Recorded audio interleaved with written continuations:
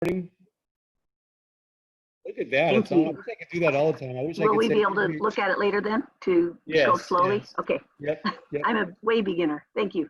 Yeah, that's no problem. But I like that though. We just asked for it to be recorded and it happens. I should try, let's see, Zoom, can you give me a raise? Never mind. Anyway, so I just want to talk about a couple different flavors of Outlook. So one of them that you always have access to, and there's kind of two ways that you have access to it, is the web version of the Outlook client. And Microsoft has done a good job of making the web version of the Outlook client look more and more like the full-blown version.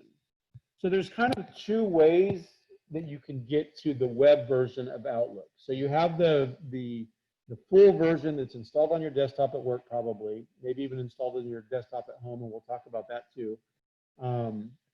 And then you have a web version, which is a scaled down version. It doesn't have all the functionality, but it does have a lot of the functionality. So one of the ways you can get to the web version is if you go into Inside BC and log in, there's an email link up in the upper right-hand corner. If you click on that, it will take you to the web-based version of Outlook. If you want to go directly to Outlook, well, that's one way to get to it. So another way to get to it is by logging in, and this is hopefully you're seeing my screen. You can log into just office.com. Click on sign in, and if you log in with your Bakersfield College email address and information, it will take you to a screen that probably looks like, oh, let me get through all the passwords, bear with me for just a second.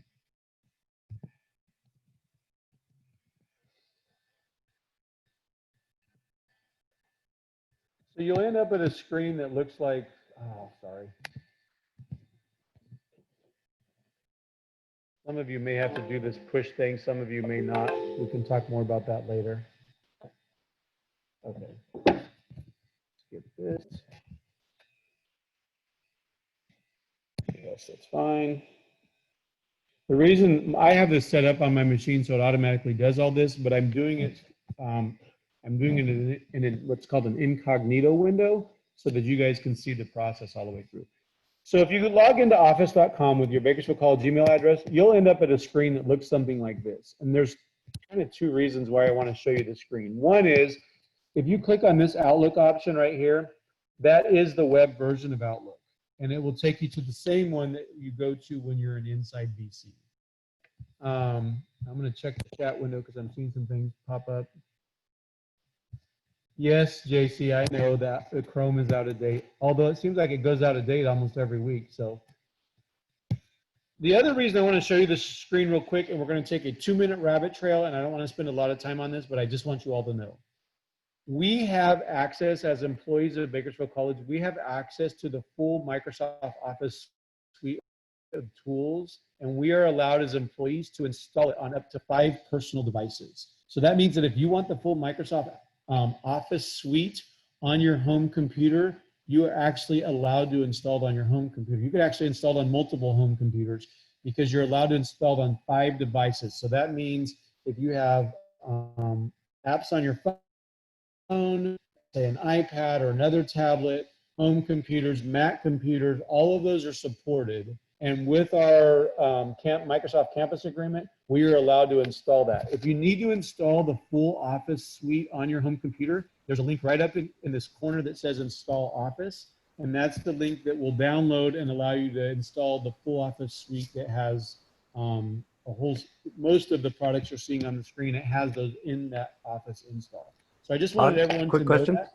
Go ahead. John Hart, is Adobe part of that?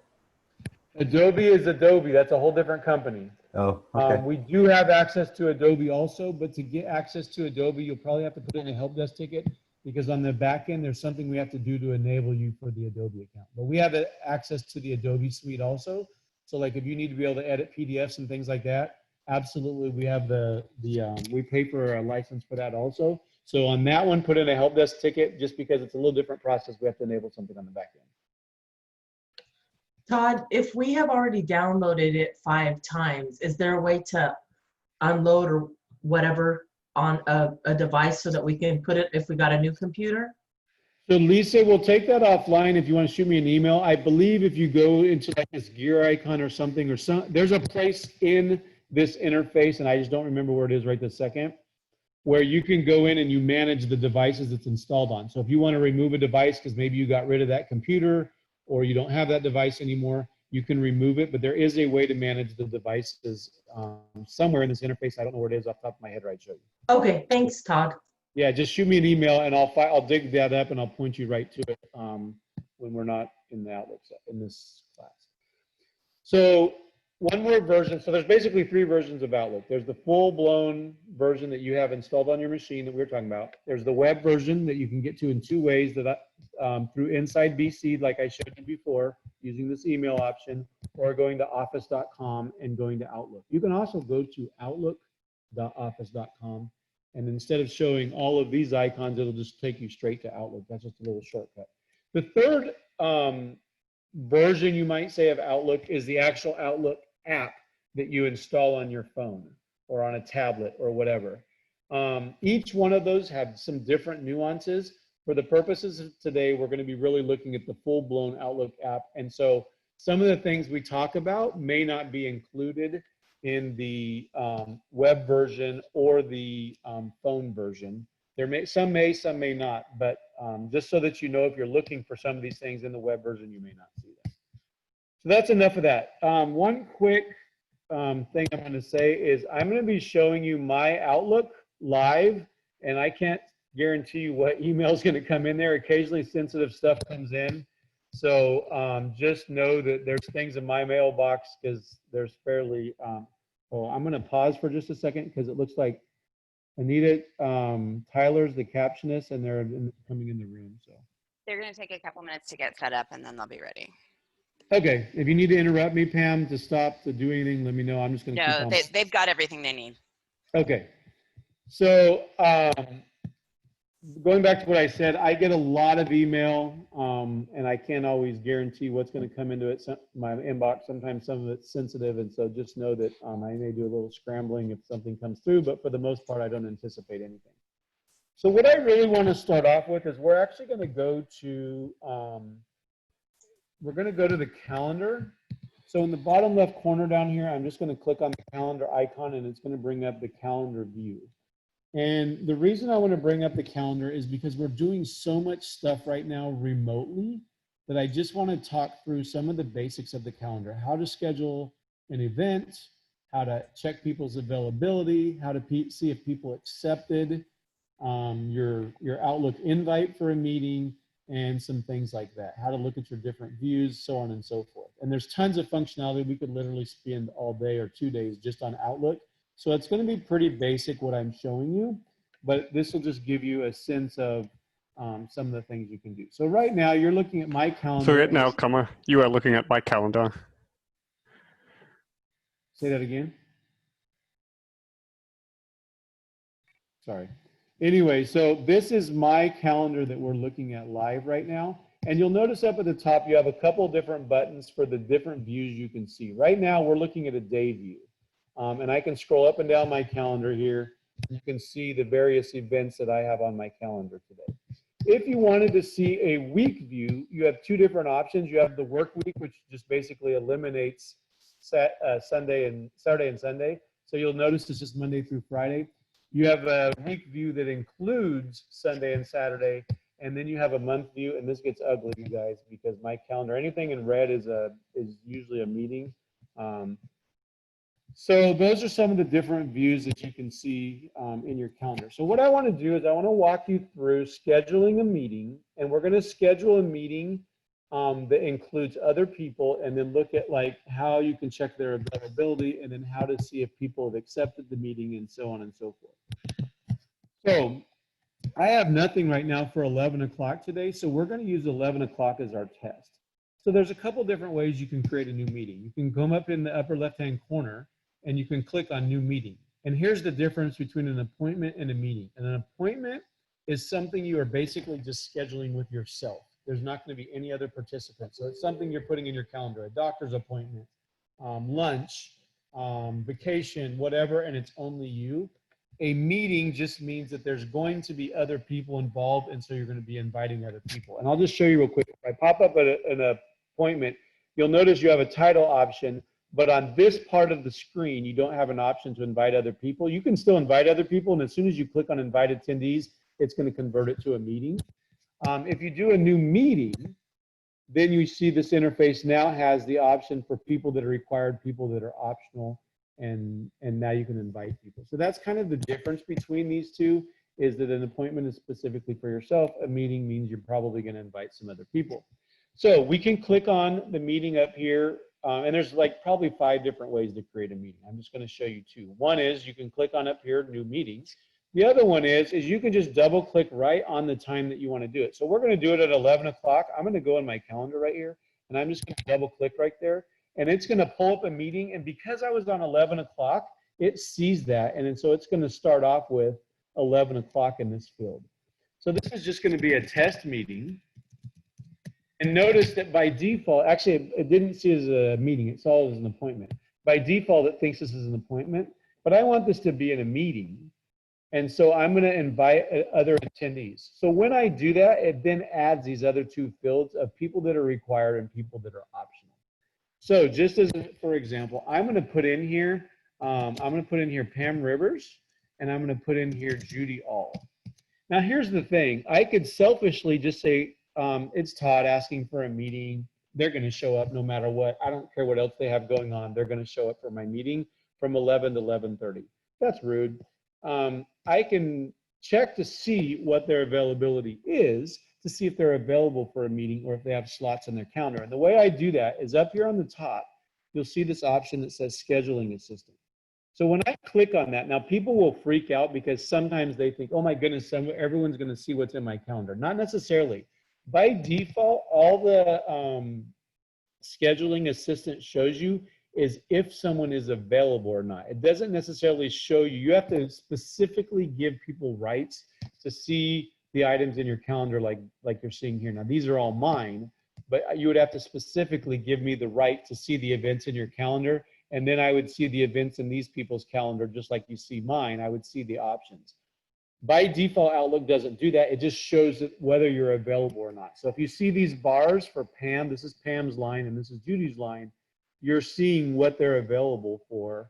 By the blue bars mean they have something scheduled there and I don't want to do it. Now what's really cool is if you look at my little 11 o'clock slice here, Pam and Judy are both available during that time. So I can shoot them this, this meeting invite, and if they use their calendar and accept it, then it will automatically place this into their calendar. So I'm going to do that, and Judy, who's on this call, I'm going to send this real quick. Judy, if you'll do me a favor, it's asking for a location, by the way, and we're not going to do that right now because this is just a test meeting. Judy, when you get that invite, if you'll just do me a favor and accept it real quick so that I can show the next thing. So Wait, Todd, yes. if a person, sometimes I get asked to share my calendar with people. If I have not shared my calendar, can they still see if I'm busy or not? They can see if you're busy. They just can't see what the events are in your calendar. It will just show as those bars across there. Why would someone then need? You should be able to see anyone's availability. That's what we'll call it, of their calendar with those blue bars. By default, that is the default setting in Outlook. If you can't see someone's availability, it usually means they've specifically gone in and turned that off. Oh, okay. So a setting might be turned off. Correct. So you don't, if someone wants to know if you're have availability in your calendar, there's nothing you have to do. They should just be able to pull you up. I should be able to list everybody in this meeting right now and see their availability unless they have specifically gone in and toggled it off so that nobody can even see their availability. I can't see the events in their calendar. I can just see blue bars representing that they're tied up. Thank you. Yep. So another thing I like to do, and I'm going to reopen this meeting. That's the other thing, is any of these meetings you can click on and reopen that meeting, and you can see all the details of that meeting. So I'm going to double click on that meeting, and it's going to pull that meeting back up. Now, if I was really have a meeting, I really think it's a good practice to put, now I put up here, this is a test meeting, but I really like the idea of in the body of the meeting, putting the agenda and putting maybe some of the things that you're going to talk about. So maybe we're going to talk about opening day. We're going to talk about, classified, professional development, whatever. Now, when you originally send this, now if I do a send update, they're both, Pam and Judy are going to get an email because I've changed something in the meeting. And so when I send that update, they're going to get that and they're going to see that information in their email. Now, I actually hadn't thought of this, but when you get that email, it shows you that other information that I put in the body of the meeting. And I've had people freak out because as soon as they accept the meeting, they're like, all that information was lost. I don't know what I'm supposed to do now, whatever.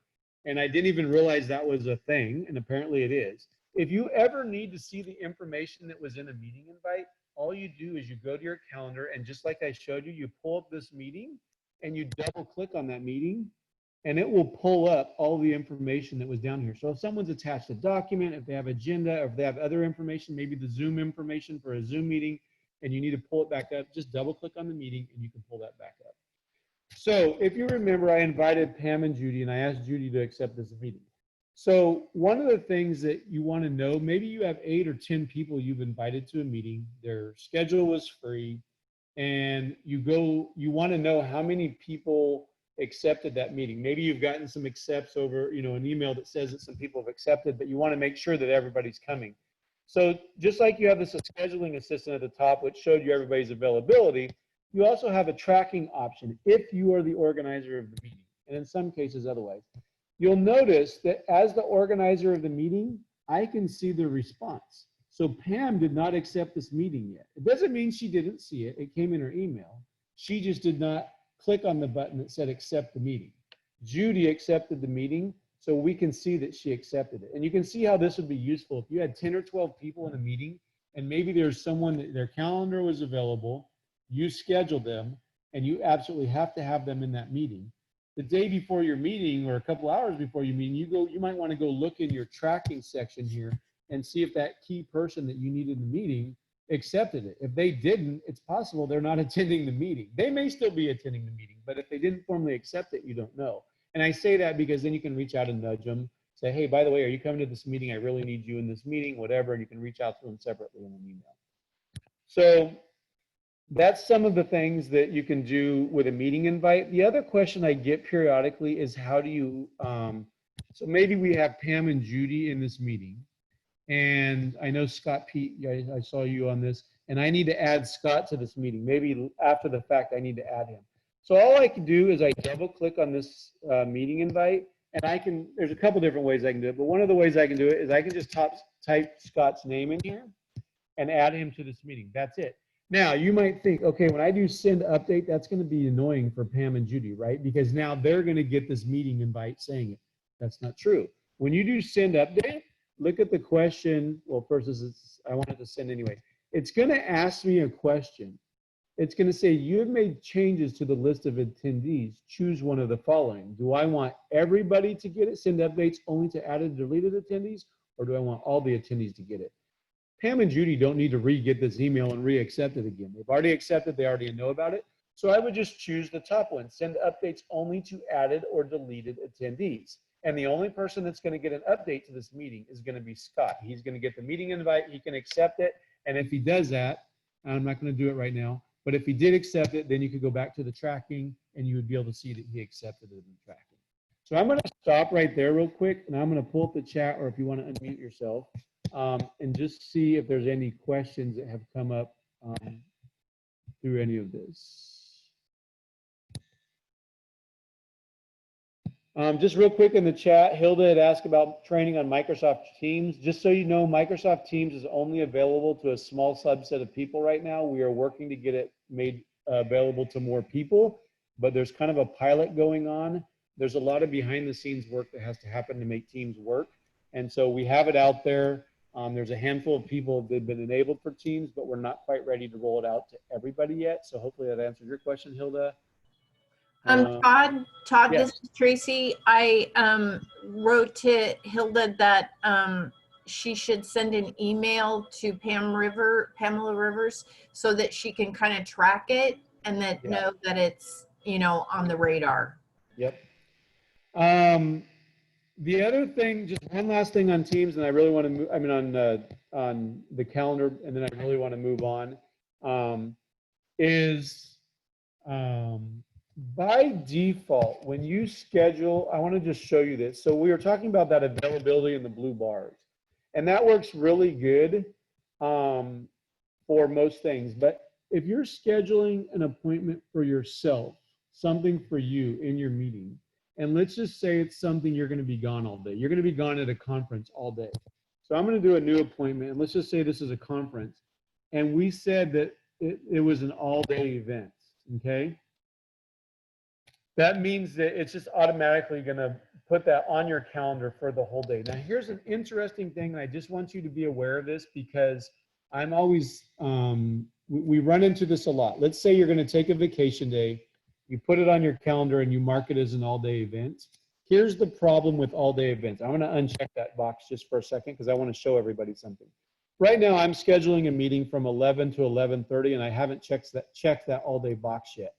Notice up here, it says show my time is busy, which would make sense, right? So you're scheduling an event for yourself, and it's for 11 to 11:30, and you want to show that time is busy. That completely makes sense. But watch this little busy thing up here. Watch what happens to that when I click on all day. If I now make that an all-day event, by default, Outlook sets your time as free.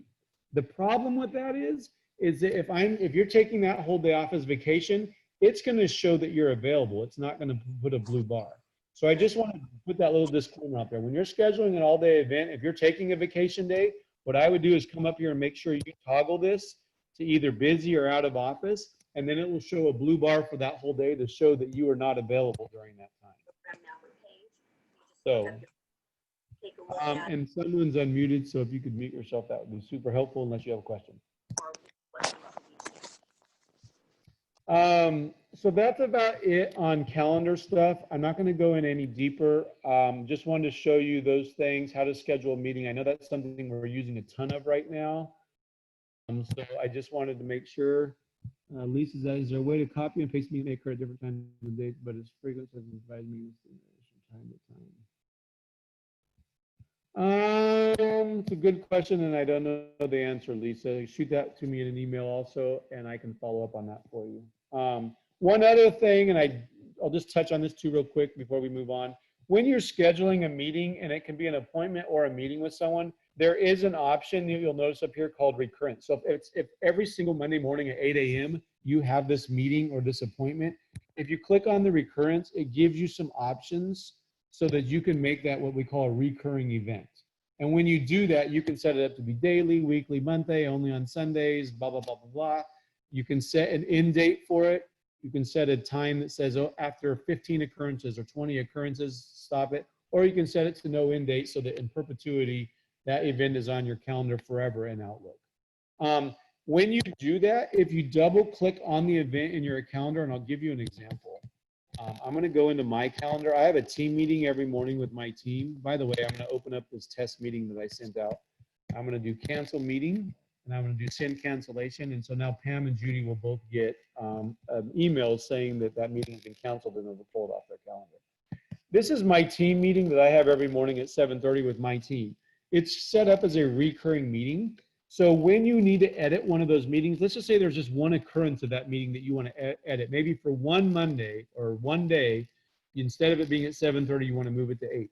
When you double click as the organizer, when you double click on that meeting, it'll give you an option of whether you want to edit just that one meeting or if you want to edit the entire series of meetings.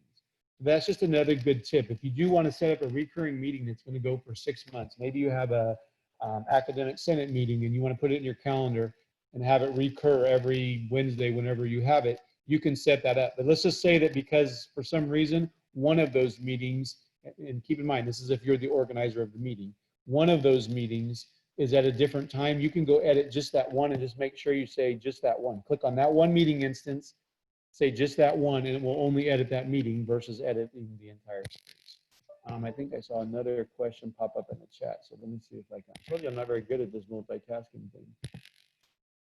Nobody named me when we accept them. Then we get an email with a Zoom link. How do we add all that to a calendar? Man, Lisa, you're asking a lot of good questions. You're asking Outlook intermediate questions. Sorry. No, it's okay. And I should do an intermediate or an advanced Outlook anyway, because I get a lot of these questions anyway. Shoot me all those in an email, Lisa, because I'm trying to keep this fairly basic, just so that Sure. everybody. But I'm I sorry. have no problem answering those questions. Just shoot them to me, and I'll get them to you, get responses to you. So that's about all I'm going to do for calendars, unless there's any lingering questions. That's all I'm going to do for calendaring right now, and we're going to go back to JC. He says to show off. I'm going to go back to email, and we're going to spend probably the bulk of the rest of our time kind of in the email environment, because there's a lot of cool things that I want to show you in email. So the first thing I'm going to show you is I'm going to start super basic, but we're going to go fairly quick. Obviously, if you want to create a new message, you click on new message, right? We're all familiar with this. We've all created emails. Most of you know, and I know this is basic, I don't want to insult anyone's intelligence, but at the same time, I do want to cover it. If you need to attach a file to an email, there's actually a couple of different ways you can do that. One of them is you can just click on attach file. The other one is you can literally drag a file if you were like in your folder. So I'm going to go into my folder. Who knows where? These are some Outlook files.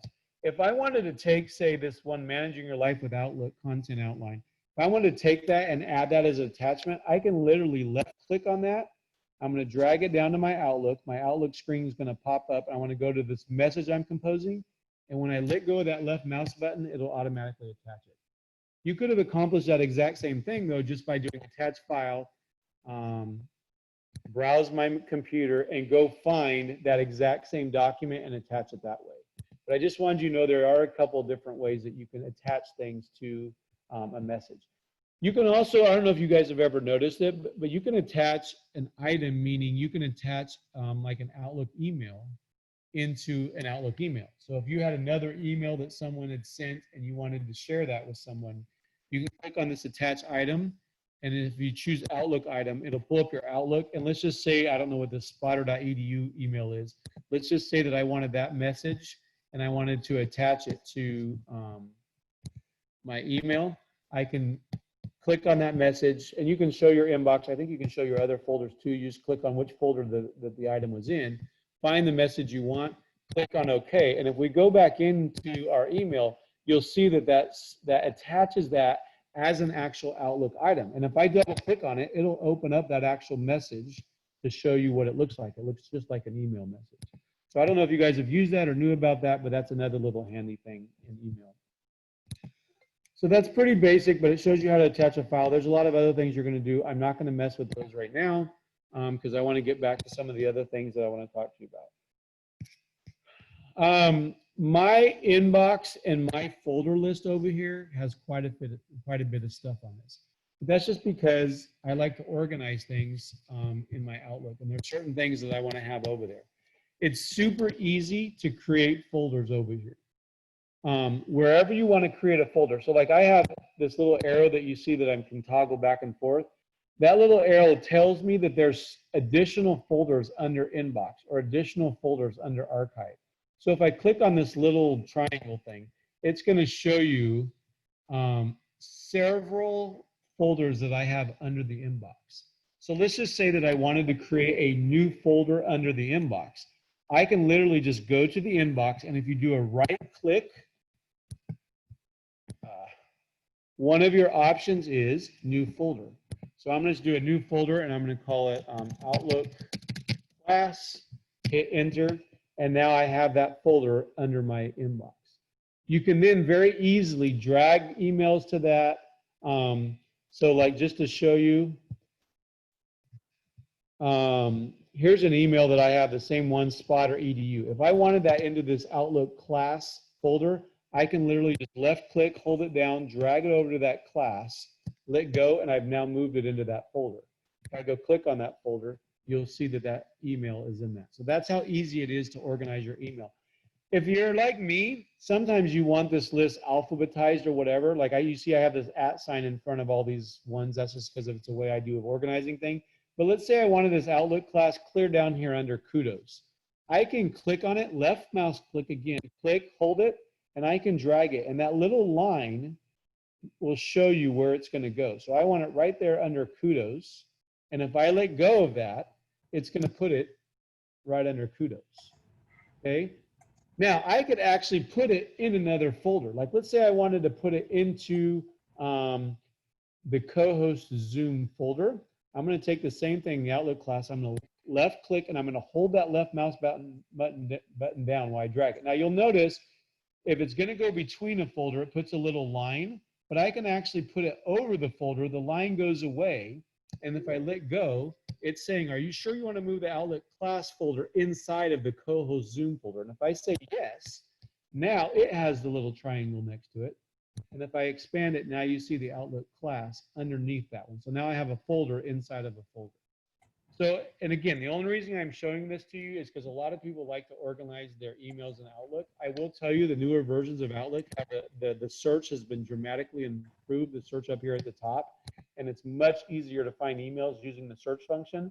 The old search function in Outlook was abysmal. It was horrible, and it didn't do a very good job. The new one does a really good job. But if you still want to organize your emails, by project, whatever, and that's a whole nother Outlook session on kind of my methodology and ideas that I would suggest for how to manage your Outlook and how to organize it and so on and so forth. But I Hey, wanted Todd, can I ask a quick question? Since you brought up search, I literally have like thousands of emails in my inbox because I was afraid to delete anything when I was department chair so that I could search for them if I needed to. If I organize them and put them into folders and do a search, will it search in the folders or just in the inbox, or will it do an all-around search? Great question. I'm going to go up here to the search and I'm going to type in John Hart. Now, it's going to go search all kinds of content, but look at what you have over here on the right, John. You have some options. Do I want to search just the current folder? Do I want to search all the subfolders? Do I want to search the whole mailbox? And then you can even do some more refined, you can do more refined filtering, like if you're looking specifically for attachments, or if you know it's specifically from a certain person, or if you know there's something specific in the subject field. So it gives you a lot. Like I said, the new search is amazing compared to the old one. So when you go up to that search bar to type it, if you just go over to the right over here and click on this little thing, this little arrow thing, it'll pop up a whole bunch of different options. And then, John, you can select whether you want to do just that folder, your whole mailbox, whatever. That's good to know. Thank you. Yep. Good question. Okay, so one of the other things I want to show, and this is just something that I want to share with you because for a lot of you, maybe you took a vacation over the summer, or if you're faculty, maybe you took some time off and you're just coming back. One of the things that I'm notorious for, and I've I've done this many times. Let's say I take a couple of days off on vacation and I choose not to look at my email during the time on vacation, which is what you should do. So I come back and now I want to go catch up on my email. Now, one of the things I've been really bad about in the past is I'll go start at the day that I left for vacation. So let's say I left last Friday on vacation and I took off all the way through the whole next week. I'll go back and start in my mailbox because I have it sorted by date, and I'll go back and start when I took my vacation. And then I'll start plugging through it in the order that those messages came in. And you probably can see where I'm going to go with this. So what'll happen is someone will send me an email saying, Todd, where do you find this form to do blah, blah, blah, blah, blah. I respond to it. And then I'm continuing on through my email and realize that 2 days later, that person responded back to me and said, never mind, Todd, I already found it. I've already sent them an email with a response. And that can get much worse if there's multiple people in the conversation and other people are responding. So when you're responding to your email like I was doing, there's some risk in there because there's a chance you're responding to a bunch of emails that are old now. So the question becomes like, how in the world do I keep up with what's already been said in that conversation? So I don't keep my inbox set up this way all the time, but I'm on my inbox here. If I go to view, one of the options up here is to show as conversations. And if I click this checkbox, it's going to ask me, show the messages arranged by conversation in just this folder, all my mailboxes, or I can cancel. I want to do it for just this folder. So what it's going to do is it's going to take everything related to one conversation and it's going to put it in a thread together. So here we go. I'm going to click this folder, and very quickly it did that. You didn't see it, but it did that. So now I'm going to scroll down and I'm going to see if I can find some message threads here. Okay, here's a good example of one right here. And the way I can tell this, it's probably really hard for you guys to see. Right here next to this name, Stephen Alexander, there's a little blue triangle. And what that tells me is that there's more messages underneath that, all tied to that message. So if I expand this little, if I click on that little triangle, here's a whole conversation that happened related to the very first email that came in. So what I'll do is when I come back from vacation, I'll go up to this view, I click on show conversations, and now when I go through my email, I'll read the whole conversation before I respond. Now I'm caught up on that specific conversation. I know what the last email was. I can respond, and then I can actually highlight all of these messages and archive them or move them to a folder or whatever. So the beauty of that is I don't have to go read through all 500 messages or 1,000 messages I got through looking for just the messages related to this thread. Outlook will do that for me. It'll pull all of these messages together into one little thread, and I can follow the whole thread related to this BC email access for Katie Nickel, for example. I can follow the whole discussion along the way, figure out what the last response was, catch up on the conversation, and then if I need to respond, I still can. It's possible I don't need to respond. Maybe the question that was asked of me, someone else already answered, and I don't need to respond. I can just file those emails, and I'm off and working. I'm going to pause for just a second because I think I got some questions or something in the chat related to this.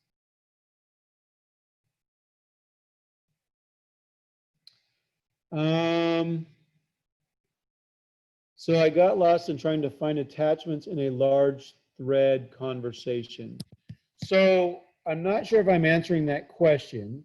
Here's an example of a conversation that I had. Not sure that I'm answering that question. Say that again. Sorry.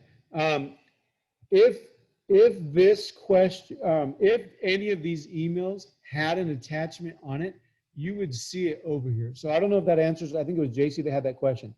Here's the thread of this discussion.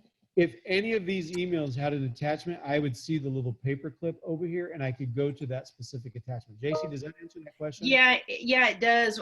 Sometimes when there's a huge conversation and maybe 5 emails previously, there was a group of attachments. Sometimes I can never find those attachments again.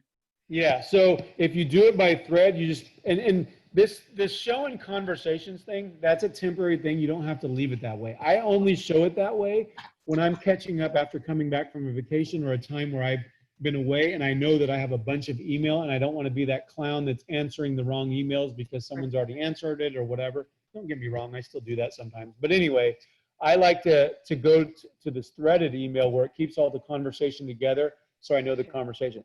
So I'll do that. I'll go through my whole inbox, catching up on my email, following the conversations, following things as I need to. When I'm all done, all I do is I open up, and keep in mind, if you're on the home option up here, I'll go back to this view, and then I'll just uncheck that box. And it says, do not show messages arranged by conversation anymore, and I want to do it just in this folder because that's the folder I was doing it. When I click on that, it just rechanged the order, and now you hear that same Stephen Alexander email. You'll notice it doesn't have the triangle by it, and it's not broken up by discussion. That one tip alone is super helpful if you're trying to catch up on, and if you want to leave that show in conversations, if you want to leave that on all the time, for some people, that's super useful because then you're always just following things in conversations. There's nothing wrong with doing that. For me, I like to do it like when I'm coming back from a break or vacation, catching up on emails so that I'm responding to emails, you know, timely, not timely, but doing it appropriately, not responding to old emails. Let's see, I think there's a chat question. Oh, that's Anita reminding you guys to fill out the attendance form. Okay. Todd, I have another question, but I also have duct tape. So if you don't want me to ask more questions, I'm good.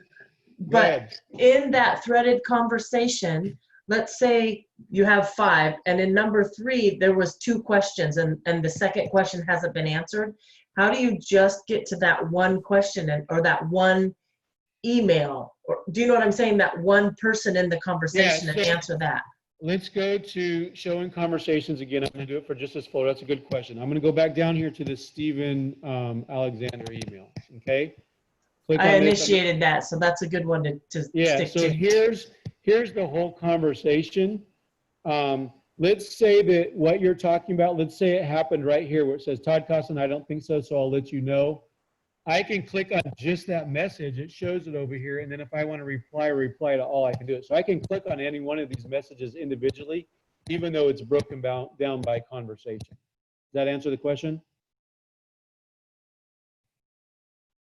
If you responded to me, Lisa, I didn't hear you. Yes, I gave you a cool thumbs up in my window. Gotcha. Well, I'm sharing my screen, so I don't get to see a lot of that stuff. Anyway. Oh, you're not missing out anything. It's all good.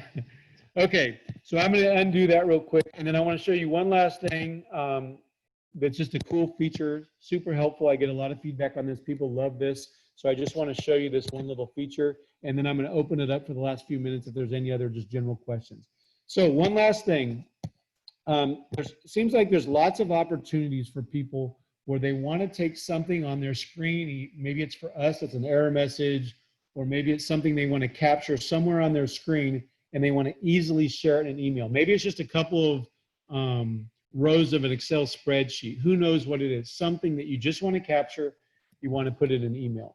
So I'm going to bring up an email here. And when you do this, one of the key things is two key things. One is when you go to insert an image or something into an email, you need to make sure that the cursor is down in the body of the message. If you try to do this with the cursor up in the to field, you're not going to have the option to insert an image up there because this is expecting only email addresses. So you need to make sure you're down in the body of the message, okay? The second thing is you need to make sure that whatever you want to screenshot, that it's right behind the email you're composing. And I'll show you what I mean by that. So I'm going to come down here to my Microsoft, I'll go to Chrome, and I'm just going to go, I hate to do this because who knows what the latest news is. We're probably having a plague or something, but anyway, we're going to do this anyway. I'm just pulling up CNN. So let's just say that I wanted to capture something from the CNN field. So I need the message I'm composing to be right in front of whatever it is I want to capture, okay? So I have the cursor down in this field. I'm going to do insert. It's going to bring up a whole bunch of different options. My stupid Zoom tools are right in my way. One of the options, and you may have to go full screen to see this, but one of the options in your insert is to insert a screenshot. Hopefully you guys can see this. And there's a little down arrow. So it's going to give me a bunch of options that I can screenshot. It's going to give me available windows, and I can pick one of these, and it'll actually screenshot the whole window. But maybe I just want to capture a little piece of a window. So we're going to capture a little piece from that CNN page. So that's what the screen clipping option is down here. Now, here's what's going to happen when I click on this, and you guys are going to see this happen. It's going to take, I'll show you in just a second, but when I click on that, it's going to take my current message and move it out of the way and show the screen right behind it, which is why you want what you're going to screen capture right behind it. It's also going to turn everything kind of a transparent gray. And then what you do is you click with your left mouse button and you drag a box around what you want to capture. So here we go. You're going to see what I'm talking about right now. I'm going to click on screen clipping. You notice that box went away, and then now my whole screen just went kind of gray. So now it's waiting for me to draw a box. I get these little crosshairs, and it wants me to draw a box around whatever I want to capture. So I'm going to click my left mouse button, hold it down, and I'm just going to draw a box around maybe these few things right here. I'm just grabbing a chunk of the screen. It doesn't make any difference what it is. And I'm still holding down that left mouse button. As soon as I let go of that left mouse button, it is going to automatically drop that piece right into my Outlook. Here we go. So I let go of that. It reopens that message I was doing, and here's that screen clipping that you see in there. Okay? So I'm going to do that one more time because I know that's kind of confusing. So first thing, I'm going to minimize my screen. We're going to do a different part of the screen this time. We're going to scroll down here, and I'm going to grab something. I'm going to grab maybe something from down here, one of these pictures or whatever. So we're on the CNN page. I need to bring that up, and then I'm going to go down here to my toolbar, and I want to bring up just that message. So now right behind this message is what I want to capture. I'm going to make sure my cursor is down here in the body of the message. I'm going to do insert. I'm going to go to the screenshot option. I don't want to do the whole window. We could do that, but I don't want to do that. I want to do the screen clipping. I'm going to click on that, and when it does, it goes away. The screen turns gray. I get the little crosshairs, and I'm going to get these things that said check these out. So I'm going to click the left mouse button. I'm going to hold it down, and I'm going to scroll down and capture these 4, or I'm going to capture these 2 because that one picture is kind of gross. I'm going to capture these 2, and then I'm going to, when I let go of this button after I draw that box, it then is going to go drop that right into my Outlook message. So hopefully everybody got that. I know it's kind of confusing, but I think I have a cheat sheet. I'll go find it and I'll make it available to, if you want the cheat sheet, maybe shoot me an email just asking for the cheat sheet, and I will send you a PDF that has some of the things. It'll have extra things too, but it'll have some of the things I talked about. So I'm going to pause there. I'm going to close this. And I'm going to pause there just to see if anybody has questions, if there's anything else that you wanted to ask about, anything else you want while you have me on here. And I'm going to kind of open it up to you. We have about 4 or 5 minutes. And so I didn't know if there's anything other specifically, maybe a quick question you had. Man, now you guys get quiet, huh? Hey, Todd, I think I missed this. How did you get the search bar up on the top? So if you don't have this search bar up at the top, it may just mean we need to update your Outlook. The older versions of Outlook didn't have the search bar up here. So if you're not seeing it, there's nothing I had to do to turn that on. So if you don't see that, we just need to upgrade your Outlook, and that's just a work order asking to have your Outlook updated. If it's on your home machine, you can just download it from that office.com site I showed you. And by default, when you download Office, it gives you the latest version. You're downloading the latest version, and you can install that. So if you don't see that, it just means your Outlook probably is an older version that doesn't have that. And I apologize for that. Okay, thank you. So we can download the desktop version of Outlook. We don't have to use the web version. Earlier, if you go to office.com and log in, I didn't know that. BC email address, you'll have all the web app versions here, but in the upper right-hand corner, there's an option here that says Install Office, and you can actually download the full version of Office, and you're allowed to install on up to 5 devices. So that means if you want to install it on 3 home computers, your iPad and your phone, each one of those would count as a device. Your work machine does not count. Our license actually licenses in a different way. So the version we put on your machine in your office doesn't count against the 5 you get as part of our Microsoft Campus agreement. I do not like the web version. It's too confusing. The web version, it works and it's handy, like if you just need to do things on the fly, but I'm with you. I'm just so used to working in the full version. I prefer that.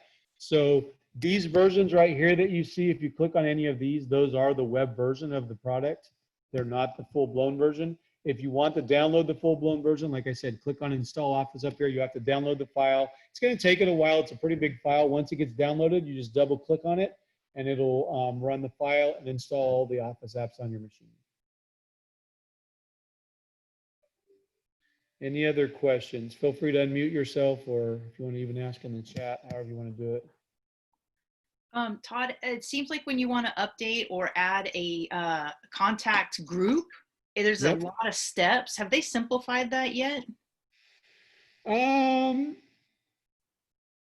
guess I would have to see what you mean by a lot of steps. When you say there's a lot of steps, like to update, it might be my own self-taught way of adding 5 extra steps.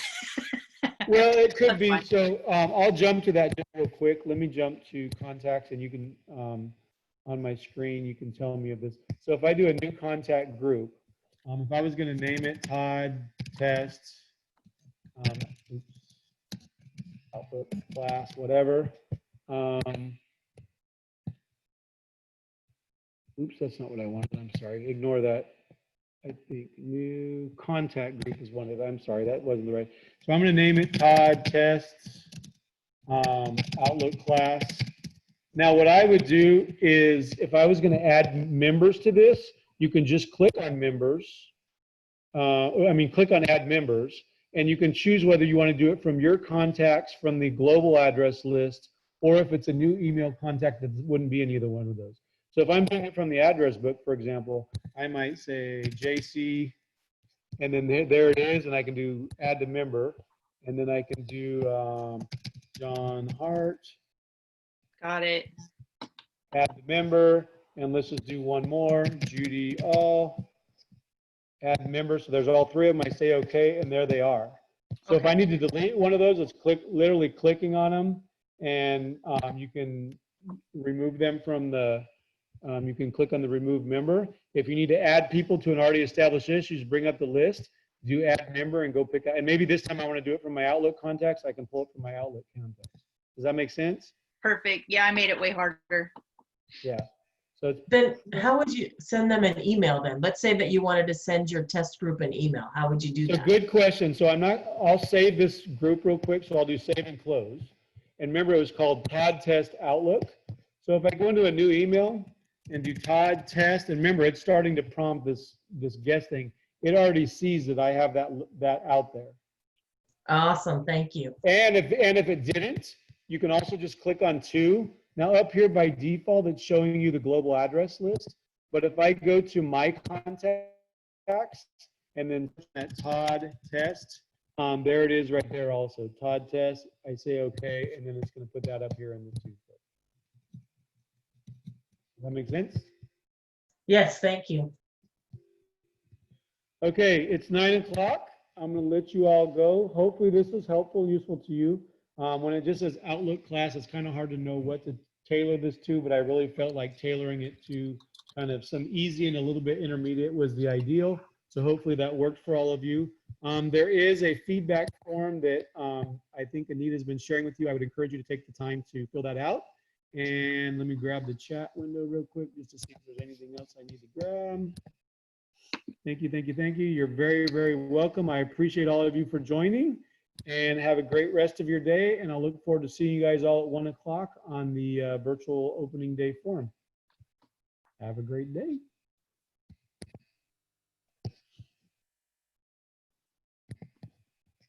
Hey, Todd, one Yep. more. This will Yep. be easy, I promise, but I got my duct tape if I need it.